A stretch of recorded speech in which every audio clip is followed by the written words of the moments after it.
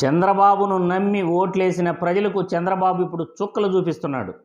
గత 5 సంవత్సరాల వైసీపీ ప్రభుత్వ పరిపాలనలో ప్రజలకు ఎటువంటి ఇబ్బంది లేకుండా సచివాలయ వ్యవస్థ ఉండేది, వాలంటీర్ వ్యవస్థ ఉండేది. ఏ సమస్య అయినా వాలంటీర్లు ఇంటికొచ్చి తెలుసుకునేవాళ్ళు. మన సమస్యలను వాలంటీర్లకు చెబితే వాళ్ళు ప్రభుత్వానికి అందజేసేవాళ్ళు, ఆ సమస్యను పరిష్కరించేవాళ్ళు. ఇప్పుడు ఆ పరిస్థితి ఉందా అంటే ఖచ్చితంగా లేదనే చెప్పుకోవాలి. రోడ్లల్లో చెత్త ఎక్కడికక్కడ ప్రజలు వేసేస్తున్నారు. పారిశుద్ధ్య సమస్యల వల్ల దోమలు ఎక్కువైపోతున్నాయి. పట్టణాలలో వాసన ఎక్కువైపోతూ ఉంది. దానివల్ల వ్యాధులు కూడా ఎక్కువగా వస్తున్నాయి. విద్యార్థులపై వైద్య కళాశాలల్లో దాడులు జరుగుతున్నాయి.